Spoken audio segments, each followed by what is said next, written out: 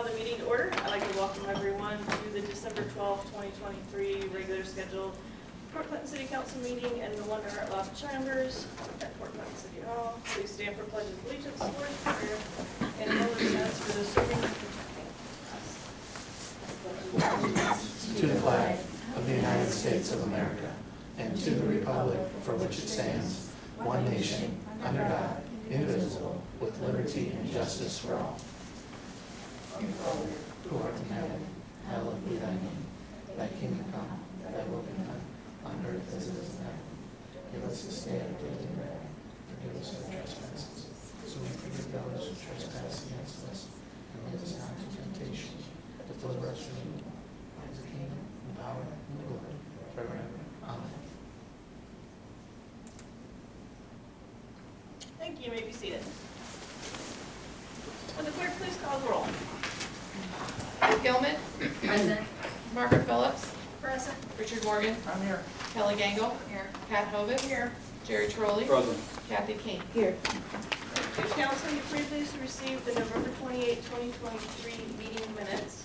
Do I have a motion to approve the meeting minutes? Madam President, I move for approval of the November 28 minutes.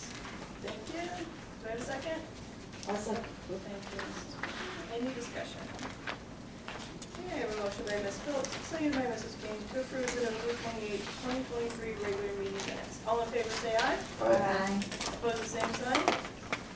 Motion carries, and the November 28, 2023 meeting minutes are approved.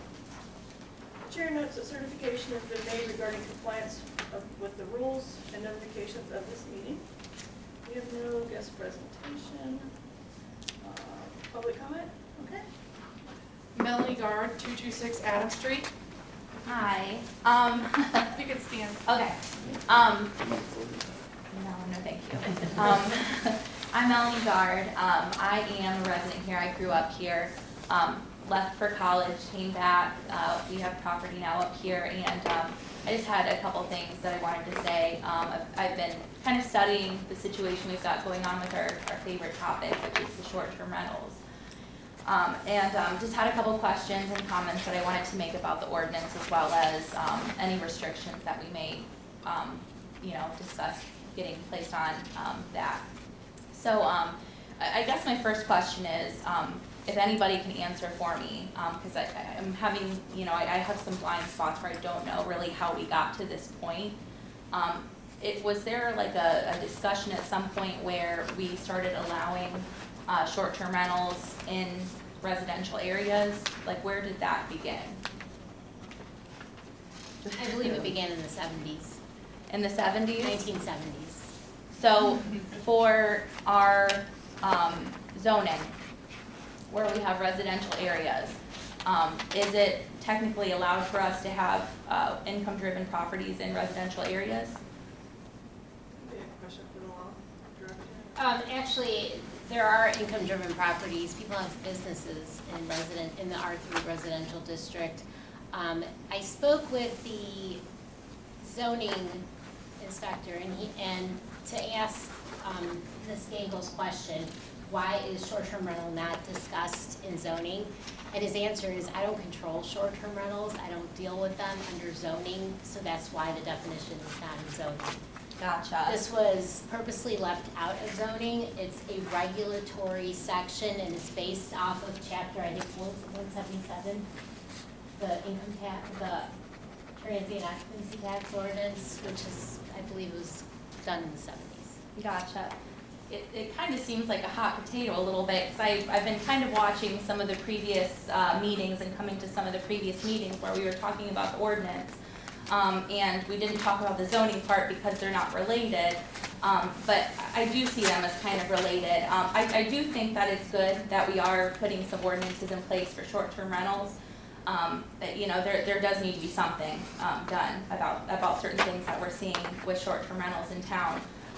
But another question I did have is, when it comes to, like, if you've got a nuisance property and, you've got a repeat nuisance property, police are coming every week, it's on the resident to report this issue, and the property manager doesn't come or whatever, at what point, what happens after that? So You know, they come, I know it's like a strikeout rule. What happens after that? Is it like that address is forever barred from having a short-term rental?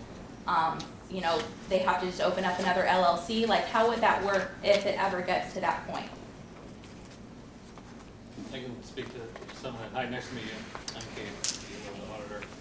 I think the way it's written now, it's like essentially 3 strikes and you're out.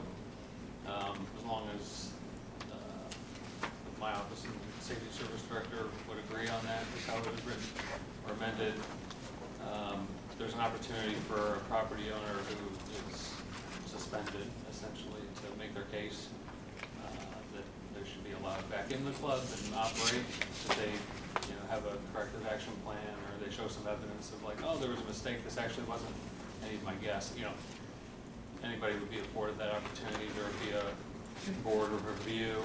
If you're unhappy with that decision, they could take it up further. Okay. So there would be a process similar to somebody who wants to contest or file a complaint against paying the bed tax or income tax or those types of things. Gotcha, It's set okay. up a Do you similar mind if I ask for process to that. clarification on that? Sure. So you're saying, let's say I have Airbnb and I do 3 bad things and I get notified that I can no longer run the Airbnb. You're saying it's not for life. I have to, at some point, come and tell you how I fix all those things, they won't happen again. I mean, all it says is that it will be revoked. But your point is, yeah, forever, for a week, for a month, for a year. So you're saying that until I address the issue as the owner, that it has been corrected, I'm done. Yes. Okay. Does that make sense to me? Is that what you're asking?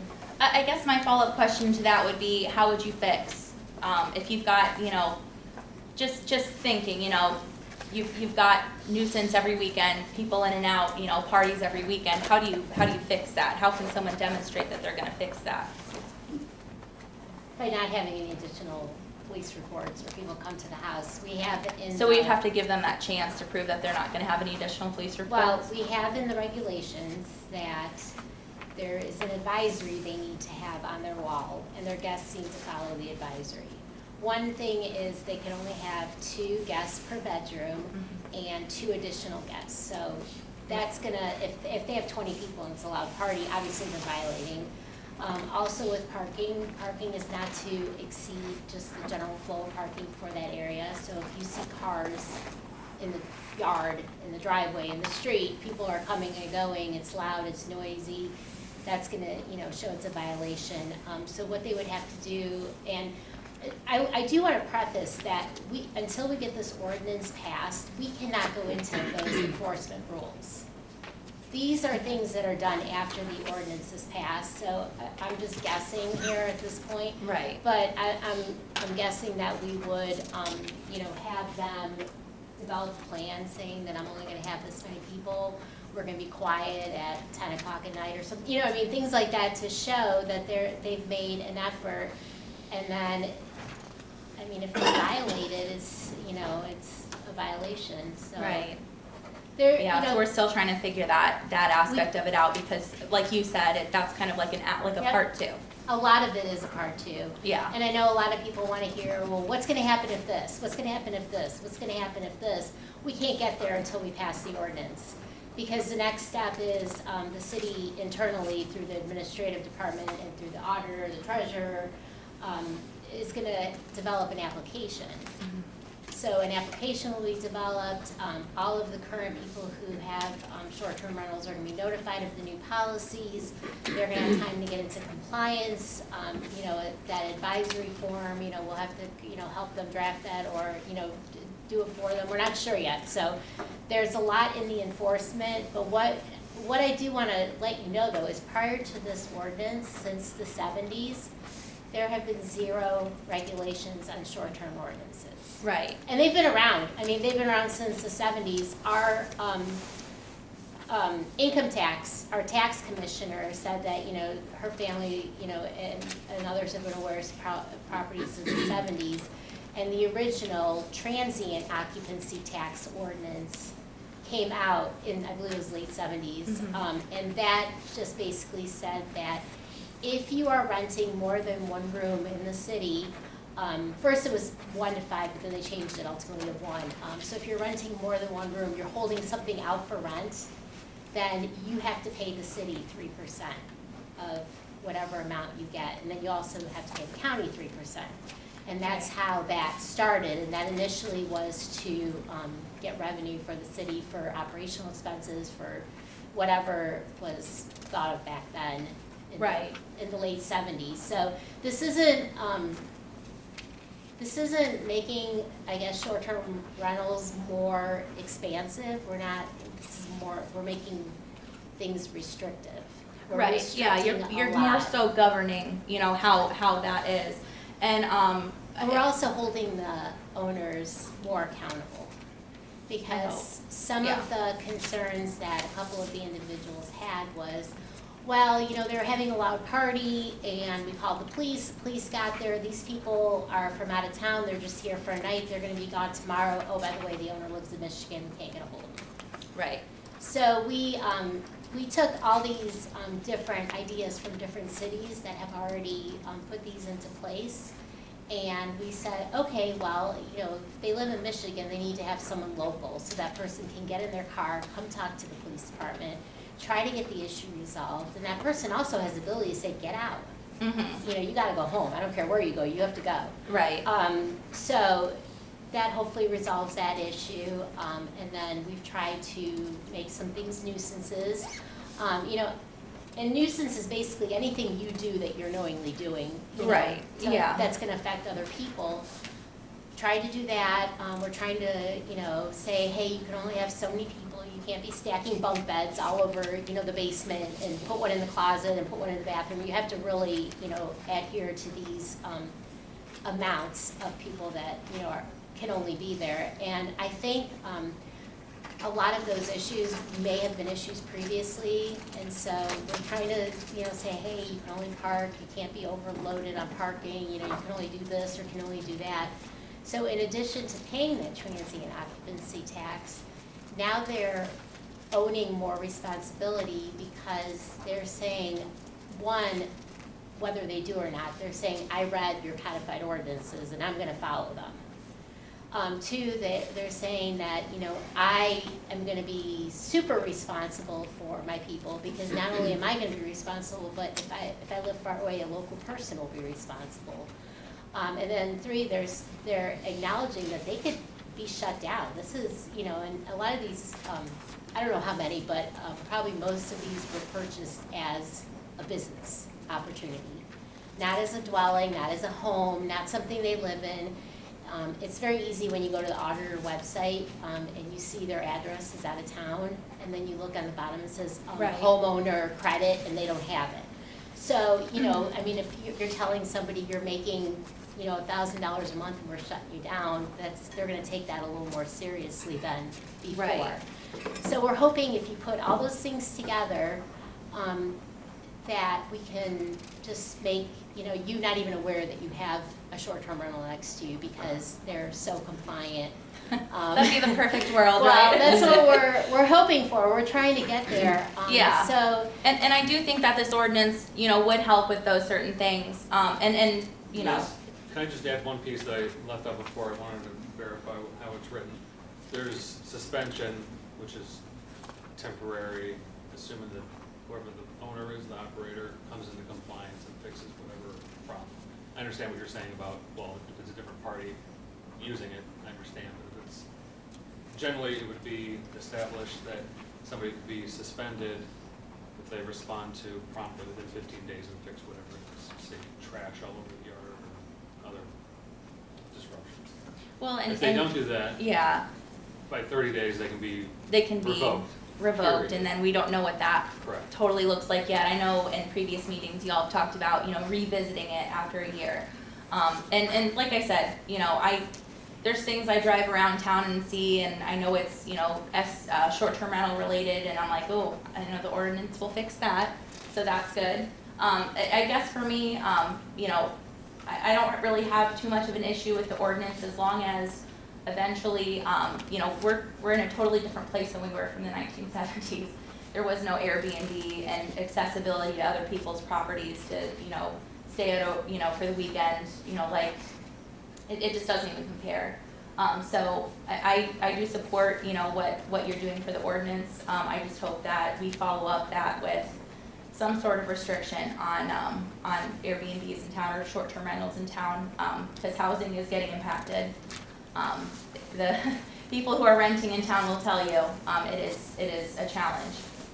There's a lot of long-term rentals that are being taken away, just housing in general being taken away from people. If you call, I've called a couple of apartment complexes around town. The ones that will call me back can't even give me a date when I could move in, so that's, you know, a problem. And I feel like, you know, if we're not putting any sort of cap or control on that, it's just gonna keep getting away. So I just wanted to make those points and hope that we follow up with something like that after, you know, this ordinance is all done. So thank you, everybody. Anyone else? No. Okay. Thank you. We'll move on to executive officers' reports. We have no new ordinances this evening. The December 26th meeting is moved to December 19th at 6 p.m. The swearing in for the newly elected officials will be on the 19th at 5:30 in this chambers, and all are welcome, public is welcome. Also, I don't know if you've noticed, the plaque we've on the wall is dedication for Linda Hartlaw. This plaque was made 5 years ago, right before COVID hit. We had, we were going to do a ceremony with Linda's family. She was the previous council president, and when COVID hit, then we had to cancel it. We just haven't been able to, and Mr. Belo located it in the closet that it was in. This Alzheimer's. Oh, was it? Oh, Sandy, okay. I couldn't find it. So, and then it's now. I couldn't even lift it. Kudos Miss to Sandy her. couldn't? No, I couldn't, but Oh. I really worked at keeping it on the wall. So yeah, so if you have time to walk over and read that, it was a great leader, and hopefully, you know, can follow in her footsteps on meetings like she did and everything, so. And that's all I have this evening. We'll move on to the mayor's report. Thank you, Madam President. Good evening, Council. Hope you're all doing well. Just want to extend a congratulations to the Salvation Army. As you may know, this past Friday, they, along with the big sponsor, 13ABC out of Toledo, held a Hope for the Holidays toy drive.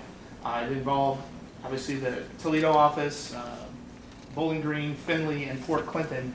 And common belief was that the first year in Port Clinton wouldn't be as successful, but the Port Clinton community stepped up, and at last count there were well over 900 individual toys donated to the Salvation Army, and that doesn't include all of the boxes that you see around the community. So congratulations to the Salvation Army for a wonderful effort.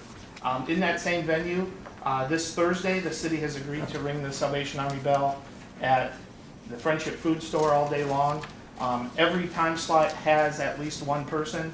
If you're able and interested, please contact Mrs. Ostheimer to sign up to ring that Salvation Army bell over at Community Market. Along those same lines as ringing the Salvation Army bell, Salvation Army has challenged Mayor Babcock of Oak Harbor and I to a ring-off. There's no pizza, no singing as a penalty for that person that doesn't win, thank goodness. But that will be on Friday the 22nd. I'll be ringing the Salvation Army bell from 4 to 6-ish at the Kroger grocery store. So anyone with some last-minute Christmas cheer, please stop by from 4 to 6 at the Kroger store. I would love to beat Mayor Babcock in this one. It's been a while. I say 4 until 6-ish because at 6 o'clock on the 22nd, just a reminder everyone, is Journey's End. That kicks off at Trinity United Methodist Church. It's where they walk around 5 or 6 locations, sing Christmas carols, kind of a remake of Mary and Joseph's Travel through Bethlehem. So that's 6 o'clock at Trinity United Methodist Church on the 12th. Santa has a few more stops here in Port Clinton. This coming Wednesday, tomorrow, the 13th and the 20th, at his second home on Adams Street. That'll be from 5 until 6. And then Sunday, the 17th, from noon until 1. Last evening, I had the opportunity to go to the Art Garage, and Brian Shiflett had an amazing Christmas and Hanukkah performance. It was called Oi to the World. It was not only entertaining but very educational. Learned a lot about the dozen or so holiday pieces that he played, and he is just a very, very talented individual. Tomorrow evening at TAG is their open house. So after you go see Santa, you can stop by the open house from 6 to 8 p.m., learn about their classes, the events, the activities, and so much more. You can learn more about the Art Garage and the Greater Port Clinton Area Arts Council at Port Clinton Area Arts Council.org, but just the letters. No, it's GP. Greater Port Clinton Area Arts Council, thank you. GPCAAC.org. There are a couple of your board member and other individuals that participate in other activities that they do. It's a wonderful, wonderful facility. And I would encourage you, they've started a new program, Brown Bag at TAG. So if you leave your office for lunch, why don't you take it down to the Art Garage and just sit there and be inspired by what's going on, or drive through a fast food joint, or call your favorite restaurant and get a meal to go, and go sit at TAG and have lunch in that light and energy and effort. Council, you'll be interested to know that Davis-Besse is shutting down for routine maintenance. They do that every 24 months. Right now, what they call the outage is scheduled to start about the 25th of February and run for about 25 days. When that happens, hundreds, if not thousands, of contractors, engineers, workforce come into the Port Clinton area for that outage. Some are here now, and some will stay until well into April, May, as they work through this. This past weekend, Camp Perry held I found this interesting. They held their winter air gun championships. There were 169 participants in both the standard and para divisions. They were both individuals and teams, and they came from all over the place. Virginia Military Institute was here, the University of Alabama, University of Nebraska, Lincoln, Akron University, representatives from West Point and the Naval Academy were all here in Port Clinton competing at the air rifle matches. So that was pretty neat, in addition to private citizens that were participating. And before Mr. Trolley asks, a quick update on FLIP. As you all know, bond counsel was asked by the USDA to submit some paperwork. USDA reviewed it, sent it back to the bond counsel for some revisions. It's been sent on to USDA for final approval for Plan A. They're holding back the paperwork on Plan B, the below ground, until the USDA gives their final word on A, so they can follow the same pattern, send that information into the USDA. So we're again right on target to get shovels in the ground here very, very soon. So with that, unless anyone has any questions, Madam President, that concludes my report for this evening. Yes? Concerning FLIP, if we get all the approvals before April, do you see anything happening? Yeah. Or, well, whenever, like spring. Absolutely. So you see things happening? Yes. We are anticipating on this current plan, and everything from the USDA says that we're on the current plan. Sometime during the early first quarter, we'll be going out for bids for A. Great. So, okay, thank you. Yeah. You're not going to hit me for saying that, are you?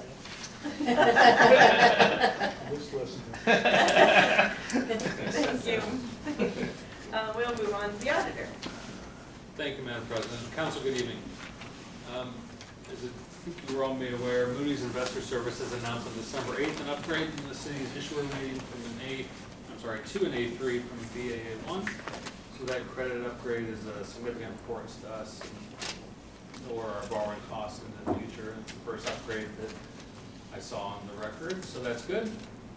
The past decade, due to a variety of financial challenges and other issues, there's been a series of downgrades, so this is a great reversal of that trend for quite some time. So they say the upgrade comes as a result of stabilized financial health of the city, sound management practices, and improved revenue generation. So I want to thank the Income Tax Department for driving most of that through a variety of means and economic realities in the community. The city's financial status is improved, and hopefully that'll lower our borrowing costs going forward.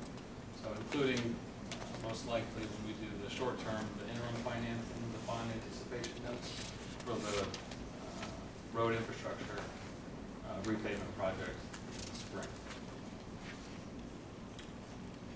The Forest Service Inflation Reduction Act Urban Forestry Grant that we were awarded $900,000 $959,000 for. That'll be managed by American Forest as a national pass-through partner. We'll be managing several smaller communities across the Midwest and beyond, and we're in that group, so we'll work directly with that national nonprofit. I anticipate executing our grant agreement for that, with that organization in early 2024. As I learn more, I'll be sure to share that with you. And we've spoken before about the U.S. Department of Transportation charging and fueling infrastructure grant for a variety of EV chargers to be placed around the community. That was submitted back on January 13th for just short of $600,000. We anticipate a funding notice announcement by the end of the year was their last estimate. I could push that next year. That was the last thing I was told. So it'd be great news if we saw we were awarded another federal grant by the end of the year. I'm happy to answer any questions about that. And lastly, I'd like to introduce everyone. I think many of you have met him, Paul Chrisman, who's sitting in the far back right corner, who joined the city staff back on December 4th as the new Economic Development Coordinator, first time position with the city. We'll be promoting our current incentives, developing a pipeline of new programs and offerings that we can manage and implement as a municipality of our size here in Ohio. He's also be working on community development items, strategy around housing, grants generally, and along with communication. So I think he's a great hire for the city. He's not from here originally, but there's a connection to Fort Clinton, which led him to move back here. So outsider with a great head on his shoulders and financial expertise, which we can benefit from, and some great ideas on how to modernize city operations, but hopefully make the community a better place to live, work, and play, but first to live. So, I have a question. yes, sir. What was the title of the position? Again, I missed that. Economic Development Coordinator. Okay, and I know you said it, but I'm not as smart as I used to be. And what is the gentleman's name? Paul Christman, Paul Christman? Yes, How do you sir. spell that, sir? CHRISTMAN. TAUL. I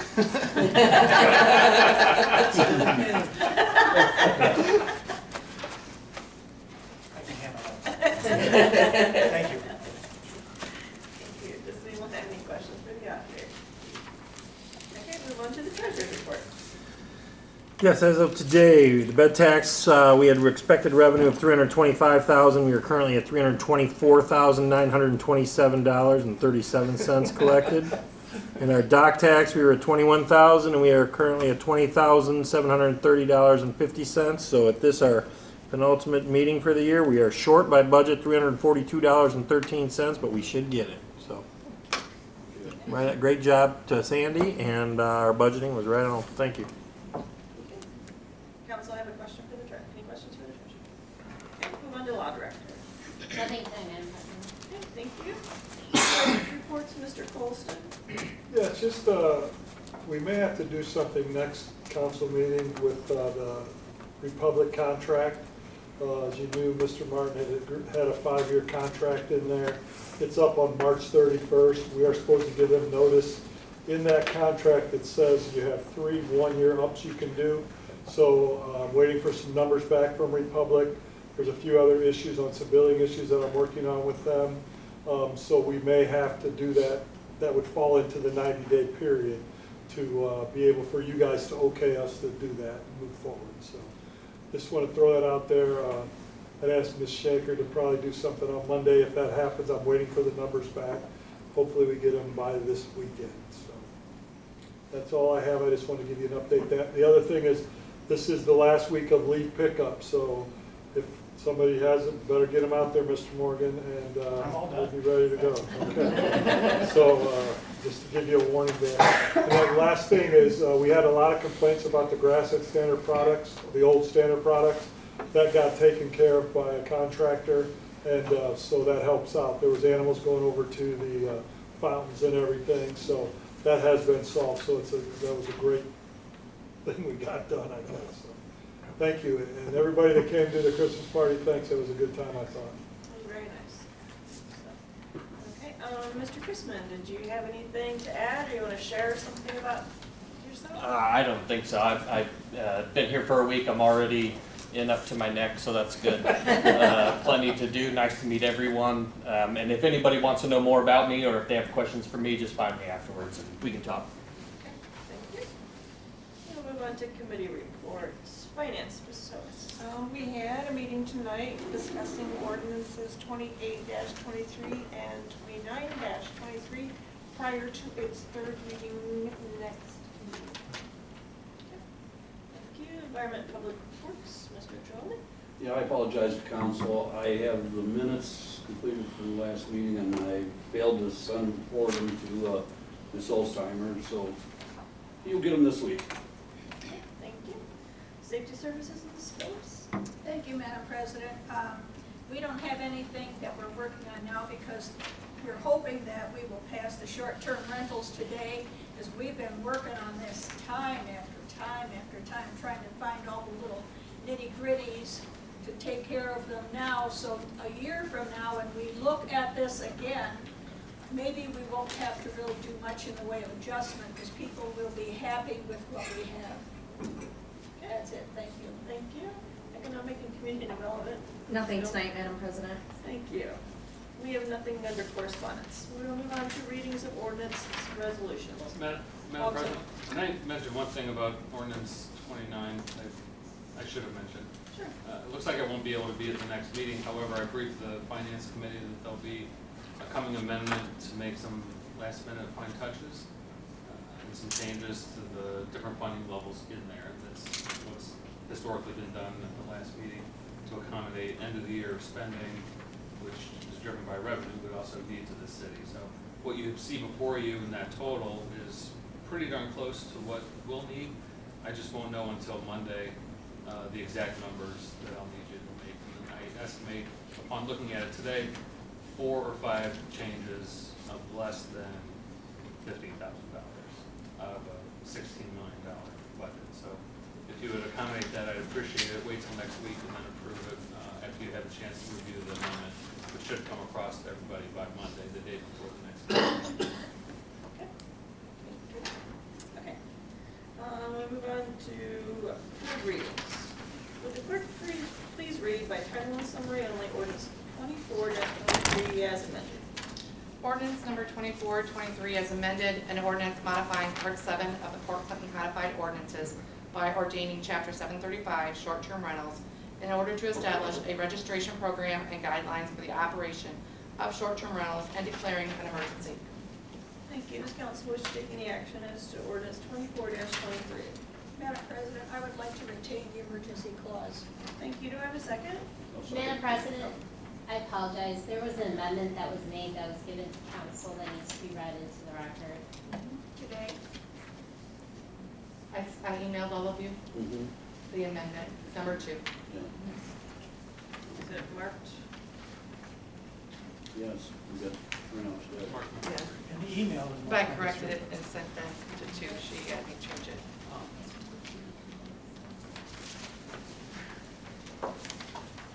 Okay. Does council wish to take any action as to the amendment?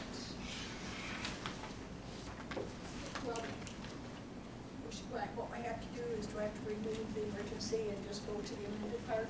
Yes, you can withdraw. Madam President, we move to amend ordinance 24-23 as given to us today in amended form.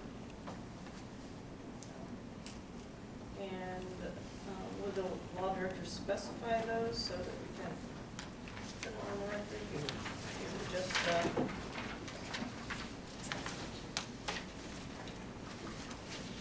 it is indicated in the, I see something in 14. yeah, so. There's like 6 too. Thank you, Madam President. The first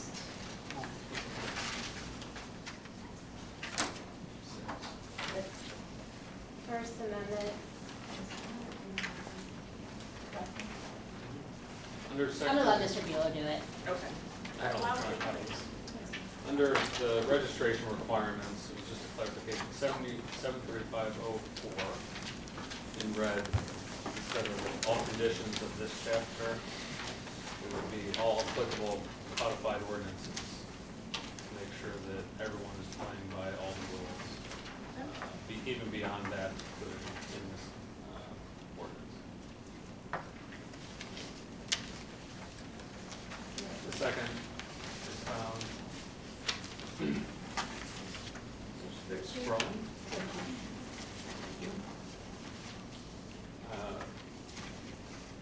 Clarifies that it's the treasurer managing the transient occupancy tax, which is why that is added in, there's an error before, so that just goes back to that tax that's on the books. Okay, that is on page 13, Yes. under the B section 73512. Okay. And on 14, there's a new section 2, which this provision is one that goes in, among other things, payroll ordinances that sets wages and salaries, it says provisions of this ordinance conflict with others that may pertain to the same topic, and that's repealed or amended just to resolve any conflict. So just a catch-all for that, nothing.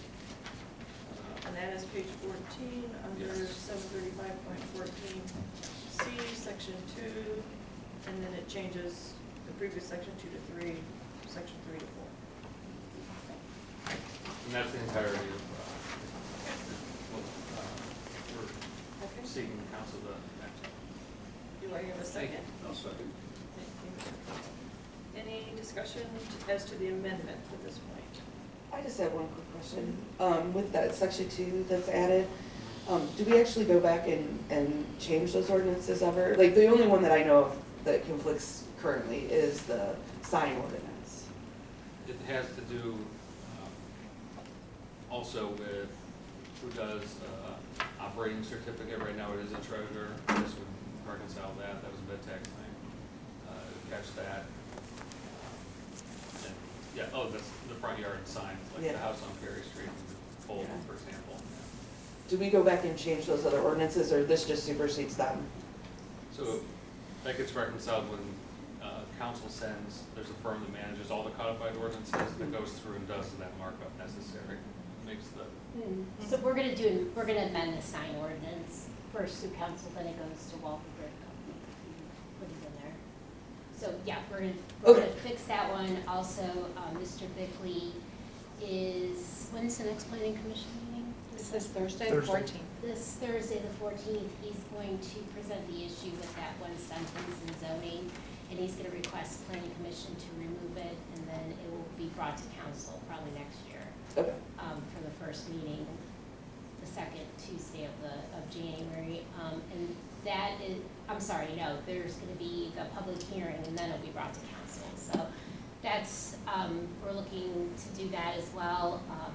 So we're gonna be changing a few things. For example, the income tax ordinance, that's gonna be changed as well. I don't think it directly deals with this, but that will be something we'll be amending. So we're, I think as time goes by, we find things that need to be amended, and I'll be working on those beginning of next year. Awesome, thanks. I have a question.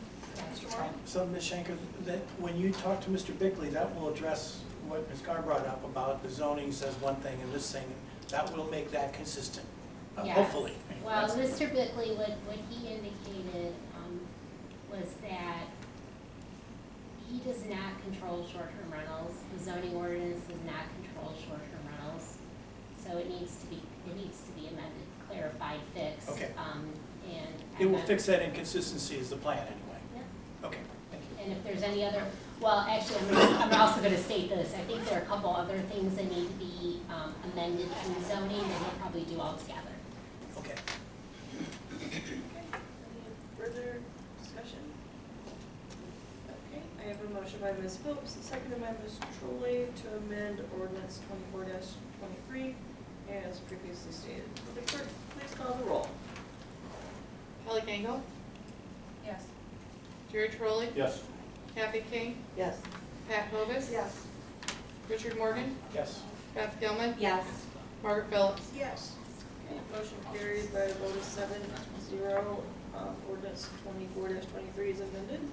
Does council wish to take any further action as to ordinance 24-23? Madam President, at this point, I'd like to retain the emergency clause. Thank you. Do I have a second? Second. Thank you, Mr. Troller. Any discussion about the emergency clause? Okay. I have a motion by Ms. Phillips, seconded by Mr. Trolley, to retain the emergency clause as to ordinance 24-23. Would the clerk please call the roll? Kathy King, Yes. Beth Gilman, Yes. Margaret Phillips, Yes. Kelly Gangle, Yes. Richard Morgan, Yes. Jerry Trolley. Yes. Pat Hovis. Yes. Thank you. Motion carries by a vote of 7-0. The emergency clause is hereby retained. Does council wish to take any further action as to ordinance 24-23? Madam President, we would like to adopt ordinance 24-23. Thank you. Do I have a second? Second. Thank you, Mr. Trolley. Any discussion or questions? I have a couple questions. Sure. I'm not sure who these are directed at. On page 2 of this thing, it's talking about maximum occupancy, and that makes sense if I'm putting my house up for Airbnb. What if I'm putting 3 separate rooms in my house? I'm living in my house, and no one's using the upstairs bedroom, so I'm gonna rent it out to strangers, which sounds odd, but people do that. And what if this applies then? So is it still only 2 for that 1 bedroom? Is that how I read that? Right, if you're doing just 1 bedroom, you would advertise 1 bedroom, and it would be 2 people plus 2 additional people if it's. So even if I'm only renting 1 bedroom, I can put 4? Well, it would depend if you had another space upstairs, I guess. Yeah, that's why I'm If it's asking. just 1 room, 2 people, Okay, but if I'm renting a room and a big hallway or something, in theory, there could be 4 people. in theory. Okay. Um, And if I rent 2 bedrooms, then it'd be 4, the same kind of thing. Okay. that makes- And if you're still there in the home, you can definitely regulate. Okay, yeah, okay. And I'm sorry if you explained these, but I couldn't quite understand these. On page 3, where it says return exemption for long-term rentals. So in other words, if I have an Airbnb and I finally said, you know what, heck with it, I want to rent it to someone, as she says, we have a shortage, all I have to do is apply for this return exemption, and now it's no longer an Airbnb. No, you would notify the city that you no longer are gonna hold the short-term rental operating certificate, so you're essentially gonna give it back to the city. Right. And then you're gonna start the process for how to be a long-term rental landlord. One of the steps is to, go to the income tax department, you need to fill out some paperwork there, the way that long-term rentals, and I know Mr. Schneider can talk more about it, you have to kind of give like a starting date for when the person moves in, and then when they move out, an end date, and I'm gonna let him go from there. Start date, end date, social security number, and forwarding address of the tenant. Okay, so if but I'm responsible for other taxes, but not the 3% at that point, correct? Okay. But if Both you and the tenant, in the case of a long-term, the tenant is also then responsible for income taxes. And that's for any stay of 30 days or greater. So there could be a short-term rental, like the Davis Betsy folks that come into town. There's gonna be a whole bunch of those that are gonna be for more than 30 days. We'll have to let the income tax department know arrival date, departure date, forwarding address, social security number. Since they're here for more than 30 days, they're a resident. And Mr. Morgan, then also, some people do, like for example, in the off months, the winter months, they convert that short-term rental to a long-term rental. So you would then notify the city with that exemption form for that, Okay. but you still have to make that the long-term rental. All right, so the city's got to know what the heck I'm We doing. have to know what you're It's doing. down to. All right. Then on page 11, and this addresses what she brought up, I believe. Here's all the things you can get banned for: failure to maintain reasonable noise levels, maximum number of overnight occupants, etc. Okay, so I have an Airbnb or a Vrbo or whatever. Short-term rental. Short-term rental, thank you. Short-term rental, and it's down on Fifth Street, and someone complains that they're too noisy, okay? So my question is a couple things. Failure to maintain reasonable noise levels, does that have to be, do the police have to come out, or do they just have to call somebody? What is the requirement for that to be? That's the big thing. The noise levels, the extra cars and stuff, that's what I hear most people complaining about. So that's something that's going to fall under administrative and enforcement after this ordinance gets passed. We're probably going to, not me, but the administrator is probably gonna sit down and have a conversation, and Mr. Bulow, the safety service director, because those will be the 2 main people who will be doing that. Ms. Osheimer, probably the chief of police, and they're probably gonna figure out what the best way to do that. Normally, the best way for a complaint to be generated is, because the person next door might not know the reasonable, or the local person, or they might not have information for the owner, so probably the best way is to call the police, have them go out there and deal with the situation, because that would be a call for service. Okay, so this thing, Yeah, Mr. Morgan, I think that's an example, what she just gave, you're reading number 4 there, right? Or she was citing incidents where there's been a result, call Right. for service. but, But I can tell you that that's not gonna be a requirement to get a penalty or a note that you're running to bad folks, or you're having troubles there. So that's one option. It's sufficient to get you a demerit or be labeled nuisance, but it's not all encompassing. There are other ways, all those others. and so those are details that have not been worked out yet, is that correct? Well, like, for example, if you look at the very last sentence, it says, follow the Port Clinton codified ordinances. So let's say you have tall grass or weeds. I have what? Tall grass, Okay. weeds. That doesn't take a call to the police department, that just takes a call to the service department to, report that. Let's say you have, an overabundance of trash. That would fall under the, well, if it's in your yard, that would fall under the exterior property code, section, and that would just take for somebody to go out and verify that that is there, and the person, the owner will receive a letter, and so obviously the city knows because they're issuing the letters. If they don't comply with bringing their trash cans in, if they,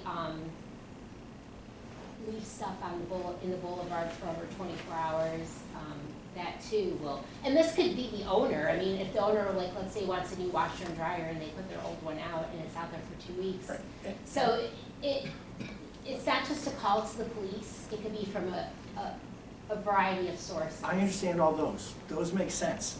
But let's say the house next door to me is a short-term rental, and at 2 o'clock on a Thursday morning, 2 a.m., they're making all kinds of noise. That is a violation. Is it enough for me to document it? Do I have to call the police? Do I have to tell them this host? That's what I want to know here.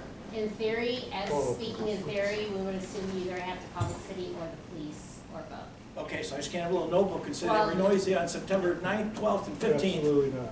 Okay, so I have to notify someone. Yeah. Do I have to notify them at that moment, or can I No. wait till the next day? You can wait, well, if you want the police to go out there and make them stop, you're gonna call them. Right. Right there and then.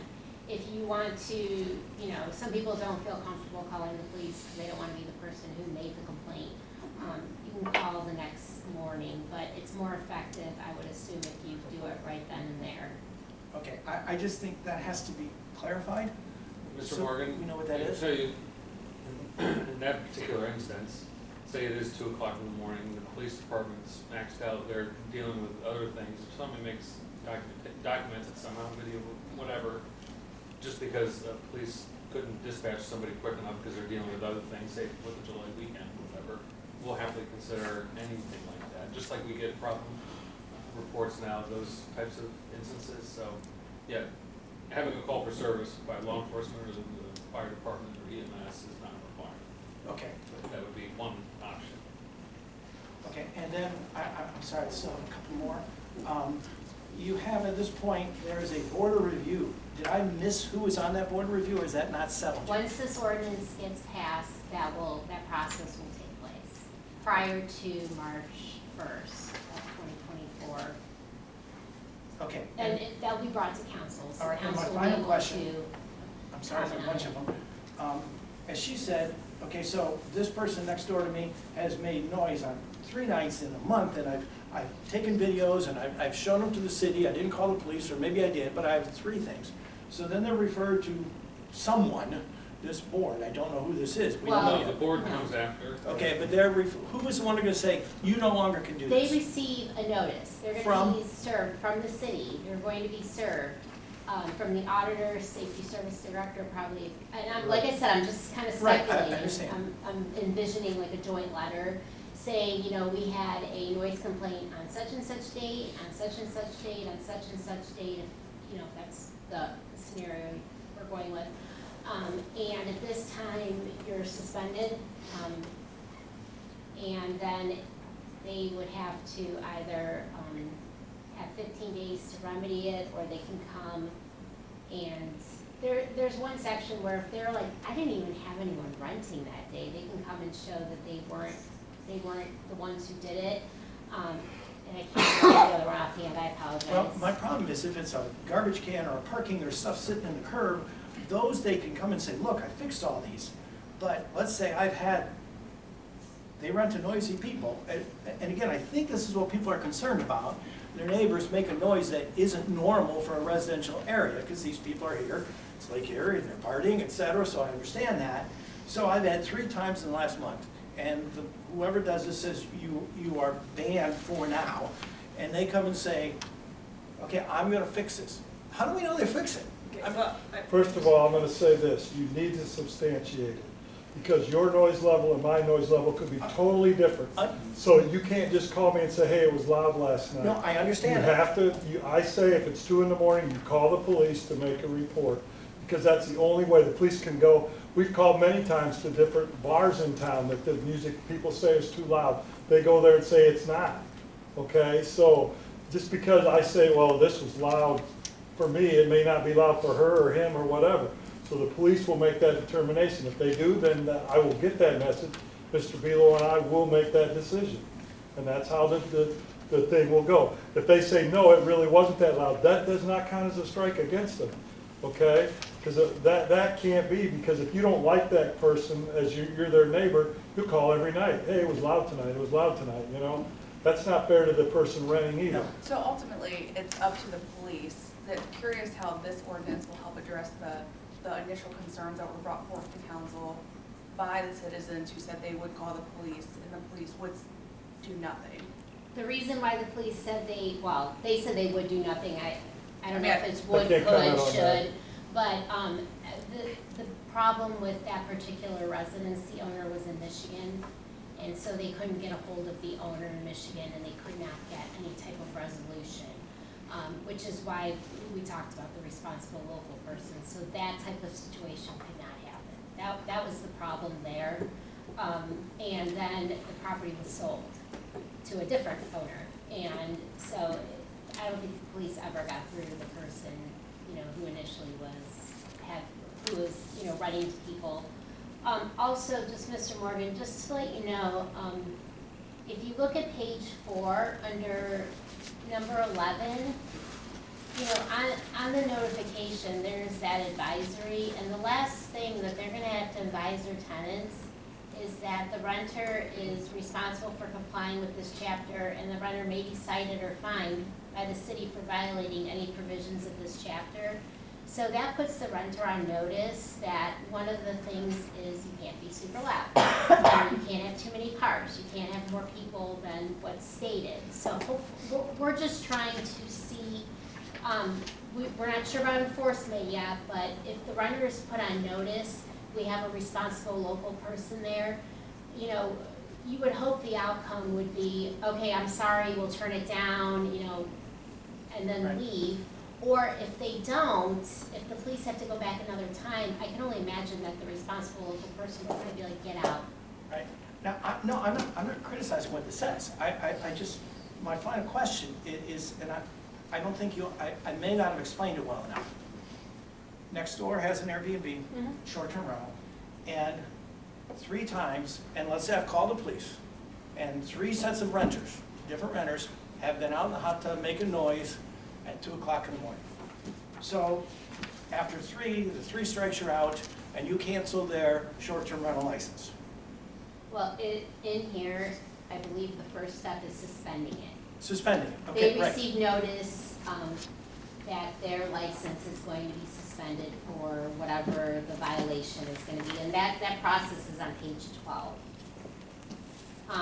So it indicates that failure to comply with the short-term rental as established in this chapter and the City of Port Clinton codified ordinance, the existence of the grounds for denial of application established in this chapter, short-term rental, having been declared a nuisance may result in suspension or revocation of a short-term rental registration with the concurrence of the Safety Service Director. So by reading that, I mean, I guess it depends how egregious it is.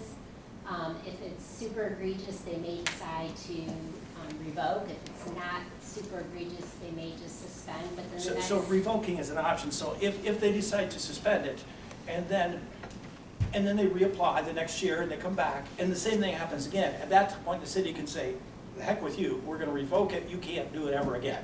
Well, Is the that a process, possibility? yes, but the process says that, you know, once they get that notice, they have 15 days to try to resolve Right. the issue. And the auditor would reinstate their registration, their certificate, if it shows they're in compliance, and also they'd have to pay a $300 fee to have it reinstated. Okay. So that, you know, would motivate some to get it reinstated. I mean, and I'm just, once again, speculating here, but I could only assume maybe for like a noise violation, you say, okay, you have like a temporary, you know, we want to see how you do for, Right. you know, or whatever to try to get that done. And then the auditor may revoke the registration with the safety service if they fail to bring the rental into compliance within 30 days following the notice. So you give them the notice, 15 days goes by, you don't hear from them, 30 days goes by, you don't hear from them, but they're still renting and there's, you know, you've been revoked. And the operator, this is what I was just talking about, like if, for example, their house wasn't rented and it was the house next door, but Yes, right. they can show proof to Understood. get that reinstatement. And so also there is a section in here, so prior to suspension or revocation, someone can say, listen, you know, the houses are super tight right now, you know, I don't have a driveway, I'm gonna have people in the street, can we come up with a plan to try to make this work? And so if the auditor finds the plan is viable, then the plan should constitute as compliance. So that might just be for a technical issue. You know, they don't have a driveway or something like that where they would, you know, normally put people. But the key to this ordinance, hopefully that is communication. The owner is going to be put on the spot now to comply and communicate. Okay. So hopefully, you know, that helps. Okay. Let me add one thing that hopefully allays your concerns and other people. Mr. Colson and I have talked, the idea is not, we wait for three things to happen before somebody other than law enforcement talks to the city about the management style of the property. So if it's something we can nip in the bud after a really raucous party that you complained about because of your neighbor, you see, oh yeah, that's pretty bad. We won't hesitate to contact people because we'll have their contact information. That's, And take those steps. So it's not wait and see. Oh, you technically not reached the three, so we're not going to engage with the property owner who we clearly see, or if it's reasonably questionable that, you know, they need to up their management of it, then yeah, I'm committed to doing that for sure. okay, and since this is the first time for this, we're gonna find some things we missed or we did wrong. And we can modify this at any point. Okay, thank you very much. That's all the questions I had, it's too many, I'm sorry. No, you're fine. I just have one comment, sorry, Jerry. So Melanie brought up a good point earlier, and I just want to make this comment, like, about, like, going from one LLC to another. So, like, I'm just saying, I hope that in the application that we find out who's behind the LLCs. Well, and I think changing from one to another would actually, like, show a sale in the property. Like, I think if you're ABC LLC and tomorrow you're DEF LLC, we're gonna know the property owner did not change, and the property owner is the one who's not in compliance. Yeah. And, you know, a simple auditor check can show us if the property was sold. Okay, I just wanted to just make that point. Mrs. King, you're making the point of a loophole around a ban or a suspension or long-term Yeah. revocation. Completely agree with what you're talking about. That was it. Not doing the dance to avoid the rules to get back in the game. Yeah. I completely understand. Ms. Osheim will be fine. Yeah, I have no doubt. Okay. Any other council members? discussion? Okay, we have a motion by Ms. Phillips, seconded by Mr. Trolley to adopt ordinance 24-23 as it's amended. Would the clerk please call the roll? Kathy King, Yes. Pat Hovis, Yes. Jerry Trolley, Yes. Margaret Phillips, Yes. Richard Morgan, Yes. Kelly Gangle, Yes. Beth Gilman. Yes. Okay, thank you. The motion carries by a vote of 7-0. Ordinance 24-23 as it was amended is hereby adopted. Will the clerk please read by title and summary only, ordinance 26-23. Ordinance number 26-23, an ordinance authorizing the chief of police to enter into an agreement with the State of Ohio Department of Natural Resources for financial assistance for the operation of the Port Clinton Harbor Patrol and appropriating funds. Thank you. Does council wish to take any action as to ordinance 26-23? Madam President, Yes, Mr. Trolley. make a motion that we adopt ordinance 26-23. Thank you. Do I have a second? I'll second. Thank you. Mrs. King. Any discussion? We have a motion by Mr. Trolley, seconded by Mrs. King, to adopt ordinance 26-23.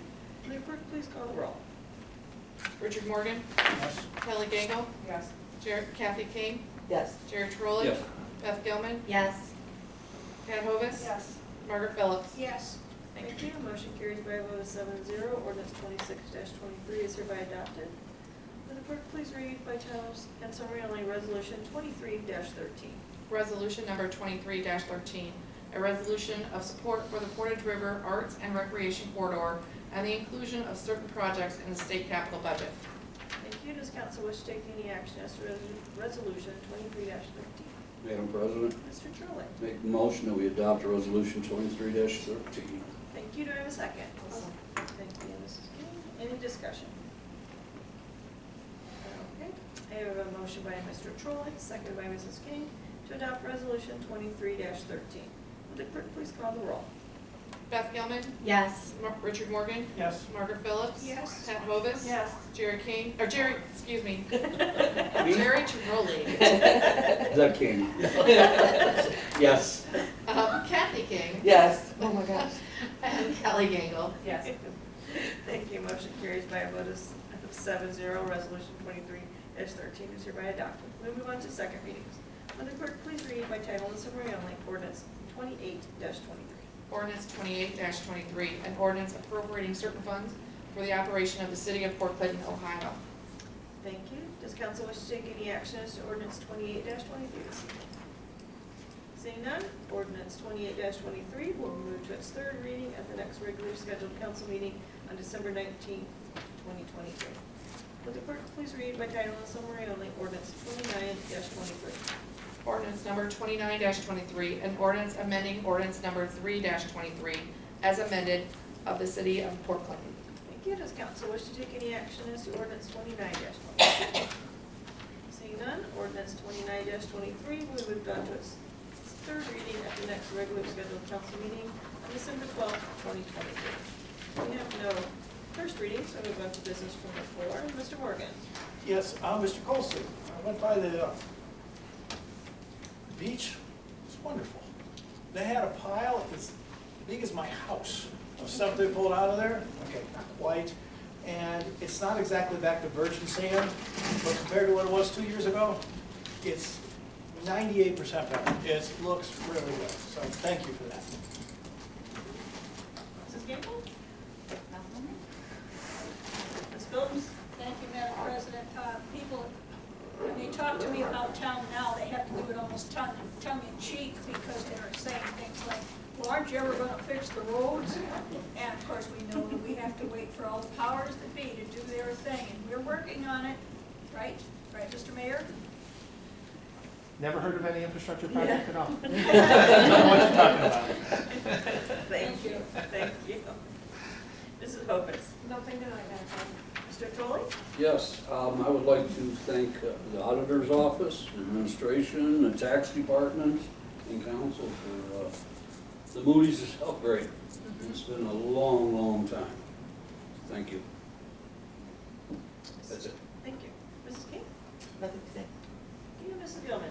Nothing tonight, Madam President. Seeing no further business, I will entertain a motion to adjourn.